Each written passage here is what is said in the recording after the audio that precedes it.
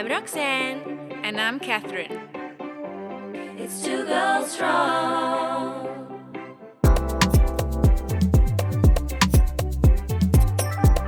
It's Two Girls Strong.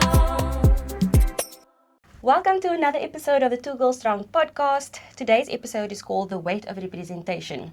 We're going to be exploring the importance and value of representation, but also the burden that comes with being a representative of a certain community, marginalized group, or a type of identity, for example. Yeah, for me, like a really obvious example, and not to be talk too much about American stuff, but thinking about Barack Obama, and the kind of pressure he had as the president of the United States, and having to be this perfect person because in his role he's representing all black people, right? So he's got to be perfect, educated, articulate. And the worst he can do is wear a tan suit. And then the contrast to that is someone like Trump, who is a felon and has said some heinous things and done some heinous things. And no one equates his behavior with all white people. And I think that that's just a very obvious and, an obvious example of the kind of weight of representation and what we mean by that. Yeah. Yes, and we're going to explore that, but I'd also just want to add like the impact on the whole family, right? The Obama family, particularly the matriarch, the black woman, Michelle Obama, who also had the ugliness that she experienced as a result of being a woman and black, yes, and the first lady of the US president. But I think that is a really good example to get us started.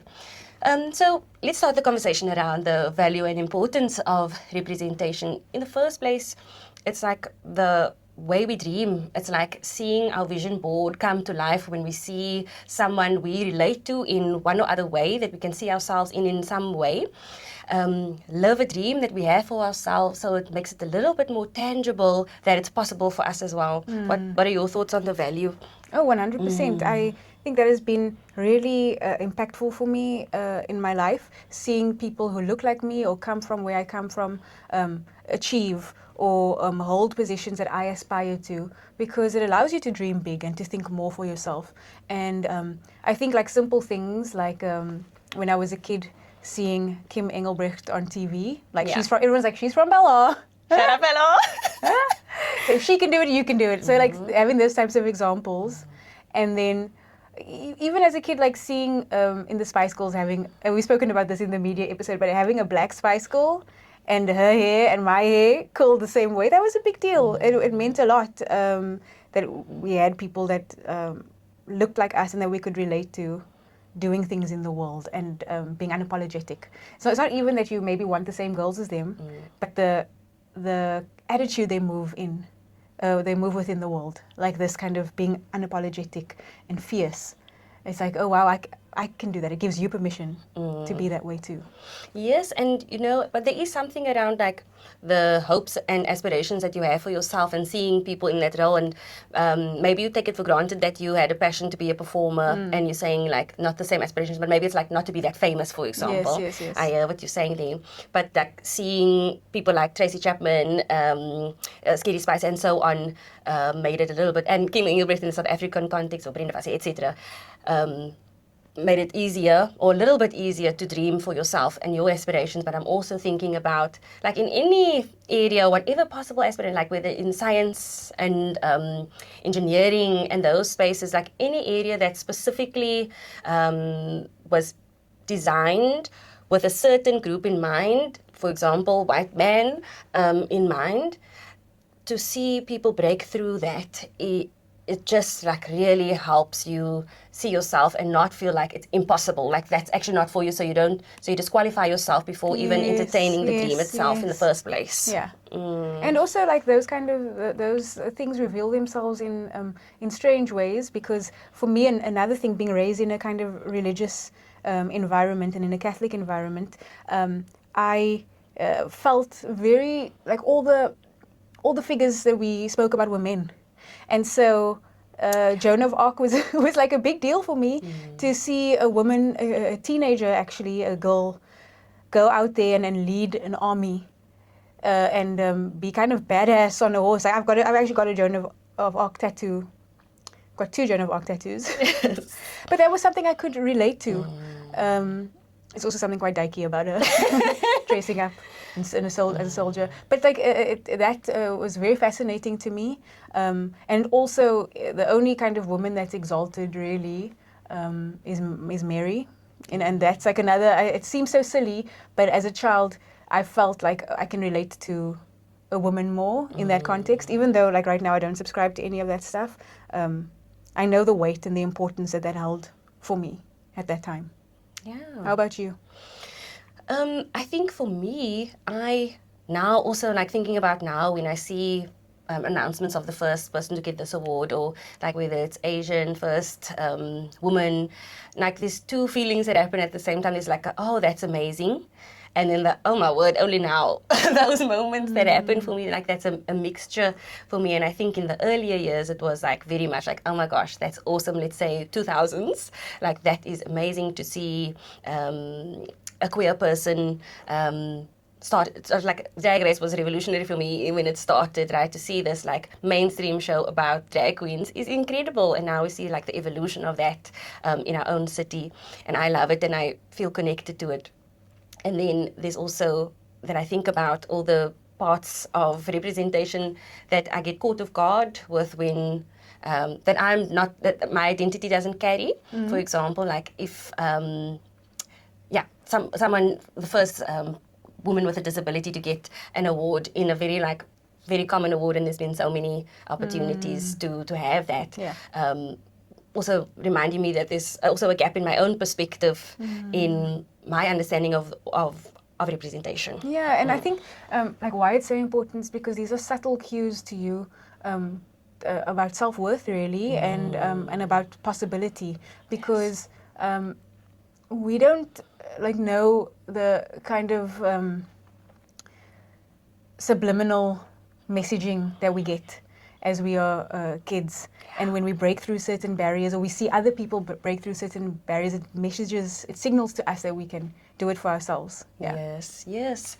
And then that is wonderful and valuable and important that there's an emphasis in being intentional about continuing to expand representation in all areas of our lives, and be broader in who gets included in representation, and so that it also at a certain point stops being a thing, like that the first stop happening, that being such a big deal, all the announcements feel so heavy and weighted. But the thing is, like, it does come with a lot of weight when you are a representative, or even like not, and I don't even mean like being in a leadership position or anything like that, but even like in the work context, like in any kind of work context, again, where typically you might be in the minority in general, how you show up feels heavy. Yeah. You know? Yeah, 100%. There's lots of pressure on you, I think, if you are the only person of a group in like a work context or whatever, and you're the only one. Because first of all, your experience is different. Like I'm gonna just talk about an experience I had where I was involved in a brand campaign, and it was around diversity and inclusion and all of these types of things. But when I got to the photo shoot, everyone was white, and I was the only black person. And that was weird because the photo shoot is about diversity and inclusion. But I also, everyone was lovely. Like, I don't think it was like an intentional thing. I don't think anyone was trying to be racist or whatever. It was just kind of like something that everyone missed and didn't like think about. You're doing this thing about inclusivity and diversity, but your team is not inclusive and diverse. And as the only black person, I could tap into that immediately. I saw it immediately, and I don't think everyone else saw it. And then the weight came that it's like I felt a responsibility to say something, because it's also a little bit hypocritical to champion these things and to have a brand campaign about it, but not have it reflected on your team. And then I felt like shit, because it's like, now I have to be that person. I always have to be the kind of like woke black woman who's like calling out all the people. And it's hard because they were being lovely on top of it. It's like so unintentional on their part, but it's still a problem, whether it was intentional or not. And that is like an example, I think, of the weight you carry, because now it's like, how am I gonna be perceived? Am I gonna be the, you know what I mean? Yeah, and that's so unfair. And it's unfair that they unintentional about the team and the experience of the person in front of the camera being in like with a face and a whole group of people who don't reflect anything of them, especially when this is the topic. Yeah. And to be honest, the thing that made it harder is that they were so lovely. You know what I mean? It was like I didn't want to attack these people who treated me with so much respect and kindness, but they were blind to this big thing. Yes. Yeah, but I had to do it, and I think I handled it Yes. with grace and Yeah. And then you're having to navigate that in terms of like, how do I hold their niceness and kindness Exactly. while also being honest about this experience. And it's honestly a gift for them to raise their awareness. But now you're like doing this dance and like, I don't want to offend you, but you need to be aware of this. Exactly. And I'm taking this on for the next person you work with, Yeah. possibly. Or it's like, because it's like weighing heavy on my mind. Like, that was not a nice overall experience for Yeah. me, or comfortable experience for me, and you having to navigate these chess pieces on the words that you use, Yes. the timing of when you give that feedback. Yes. Is this going to impact future bookings? All of that. 100%. I did agonize over it because, like you say, all of those things came into play. And I was like, you see, if I was a white man, I would just get my check and bounce. Yes. Yes. But also I wouldn't have been booked for this diversity thing in the first place. But So you'd be booked for a lot else anyway. Yes. But you know what's coming to mind is in my coaching work, recently we had a group conversation around the need to constantly be auditioning, like proving yourself in all areas of your life. And I think that this weight of being a representative is such a big part of that, like being a woman of color, and then with all else that our identity comes with, feeling like we constantly need to prove that we are valuable, that we need to keep, that there's this perception that people took a chance on us because we're in the minority in certain professional spaces. And so I need to constantly overextend myself to show that I'm valuable, and I need to keep, even though you have the job, even though you have the evidence, your competence speaks for itself, you're not going to lose the job or the whatever, the opportunity, if you just show that value and without overextending yourself. But like, I think that is a big part, like constantly feeling like you need to prove yourself to be booked again, to stay, to be seen as valuable, to be respected, or to be respected, or not seen as disrespectful, or not a team player. All of those things that you carry. Yeah, and it can be quite overwhelming to have to balance all of these things. And then on top of it, I think for me, as someone who is a performer and a queer performer, I'm very proud and out there about my queerness, because I think it is important for representation. Yeah. But I also have to consider, like, be very considered about, I think, how I carry myself and the things I say, because I put myself in a position where the spaces I move in, maybe a lot of people haven't interacted with queer people, and I feel like I'm being a representative, an ambassador of the community. And so many identities, black, queer, woman, African, and everything else, right? Yeah, it is heavy. I mean, I carry it with a lot of pride too. It's not like I'm sad about it. Of course, I feel very proud to be a part of all of those groups.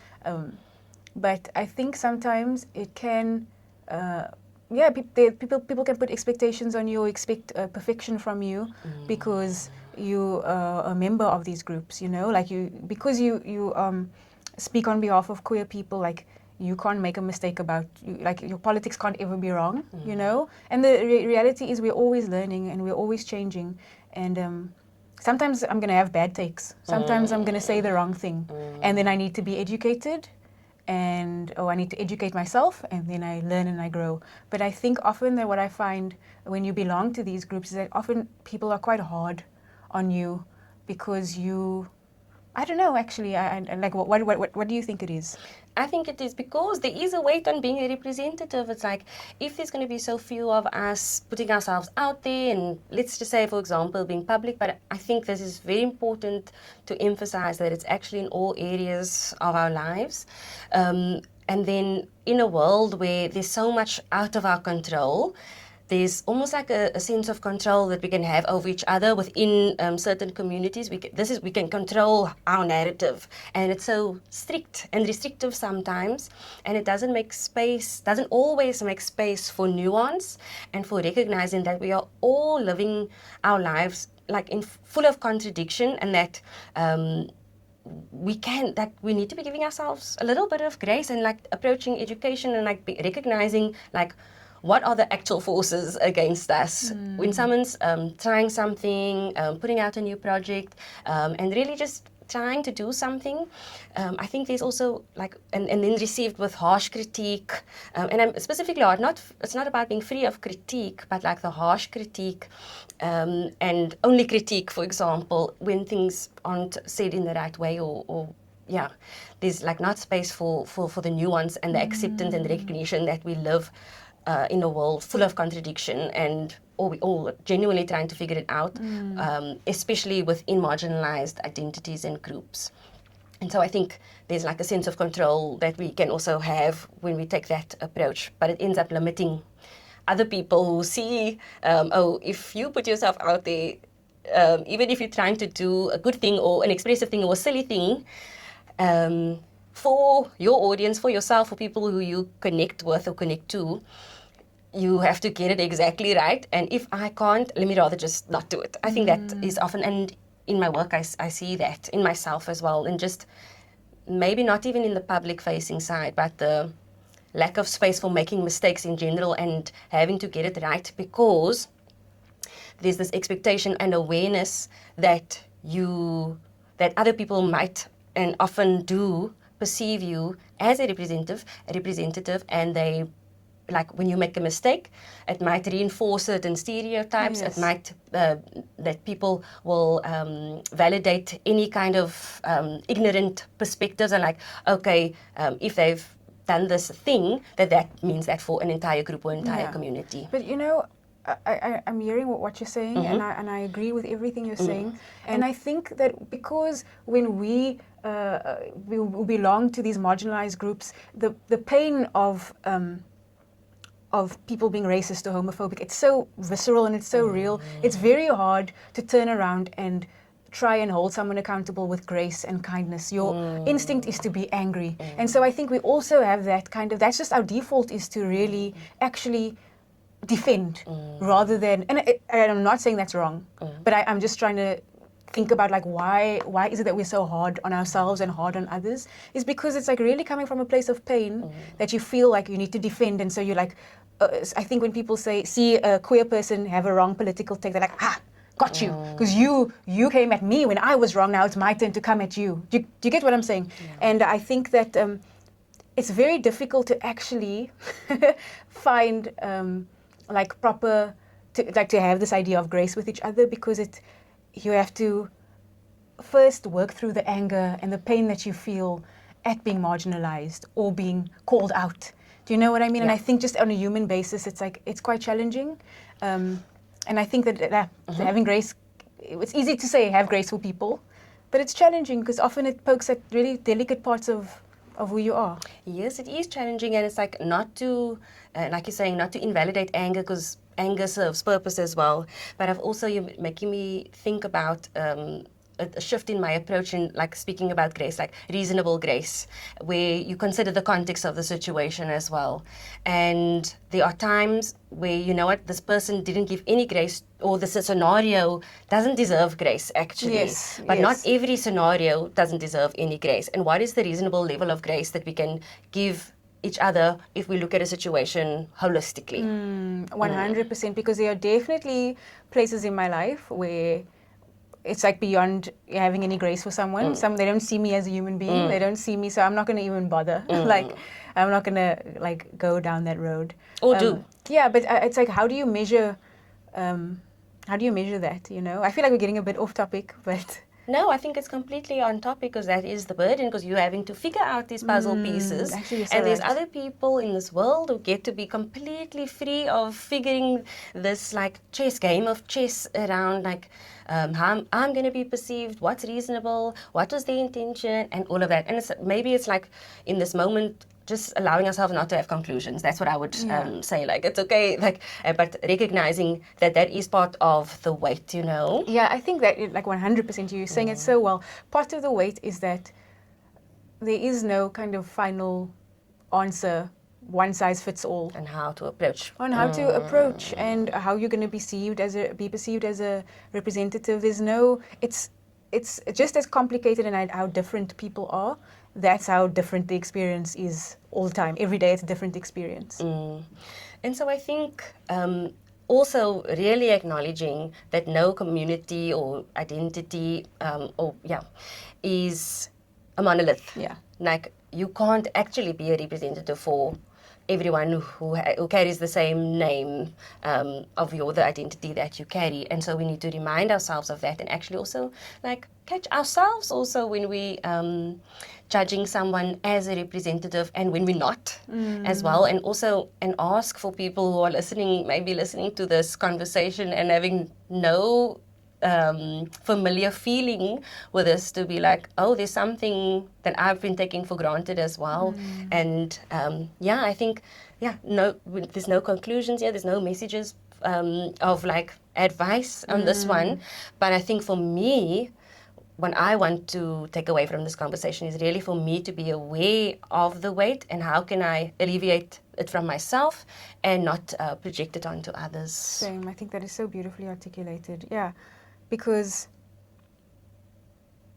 I just totally agree with you. Yeah, no conclusions to this one. Yeah, they aren't really. I'm just really happy to have this space to kind of work through and talk through this, and hopefully talk through it with other people. Like, I hope whoever listens to this can ask similar questions or give your input, your thoughts on this, because I feel like it's something I'm still figuring out. And it's a constant part of my life and of my self-discovery and growth. Yeah, because even in this conversation, we can feel ourselves calculating our words and not saying the wrong thing, or like, because we feel the weight of representation in this conversation 100%. very specifically. So please do let us know your perspectives, differing, similar, or just your insights in the comments of this conversation. It really helps us to learn as well and be in conversation with you as well. But we hope this was of value in some way, or sparking a new way of thinking of yourself and others. Thank you. And thank you for being brave with me. Thanks for joining us on the Two Girls Strong podcast. If you enjoyed today's episode, you can connect with us on Instagram at 2girlsstrong or email us at 2girlsstrong@gmail.com, and that's with one S. See you next time.